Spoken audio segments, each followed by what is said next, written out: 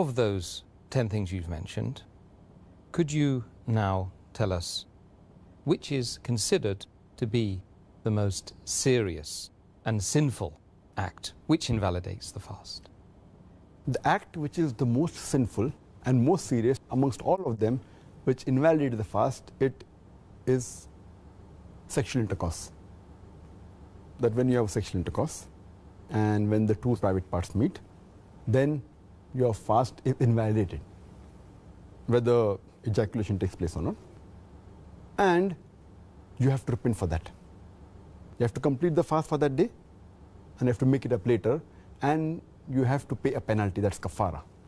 According to the Sahih Hadith, in which a beloved Prophet said, it's mentioned in Sahih Bukhari, volume number 3, in the book of fasting, Hadith number 1936, where a man comes to the Prophet and says that I am ruined. Oh Prophet, I am ruined. The Prophet says, what is the matter? The man says, I had sex with my wife while I was fasting. So the Prophet says that, can you free a slave? So the man says, no, I cannot. Then the Prophet asks, can you fast consecutively for 2 months? Can you fast continuously for 60 days? The man says, no, I cannot. Then the Prophet says that, can you feed 60 poor people? And the man says no, and the hadith continues. In short, we come to know from this hadith that if any person does a sexual intercourse, it is one of the major sins. It is the most serious and sinful amongst all the things that break the fast. The person who does this sin, he should immediately repent to Allah subhanahu wa ta'ala and ask for forgiveness. He should complete his fast for that day and make up for that fast later on after Ramadan. And he has to pay a penalty.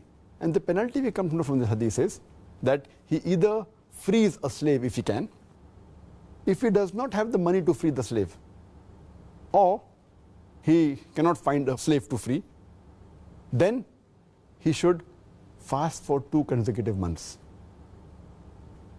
Fast for 60 days. If he cannot do that also, then he should at least feed 60 poor people.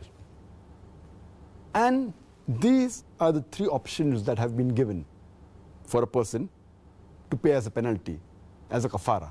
But if a person can do the first thing, he should not jump to the second or the third. The first is freeing a slave. If he cannot do that, if he doesn't have the money or cannot find a slave, then he can go to the next option, that is fasting consecutively for 60 days. If he cannot do that, if he is unable to do that, continuously fasting for 60 days, if he fasts for a few days and then one day he doesn't fast, he should start again. He should fast consecutively for 60 days.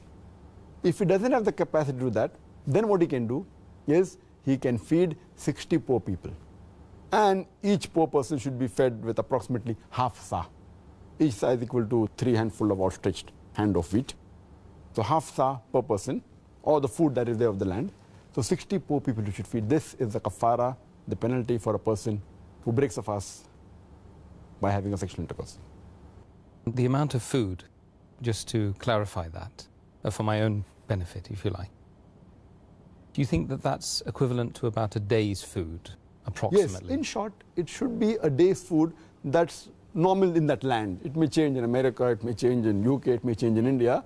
But at that time, it was like one of these says that one man requires half sa of meat.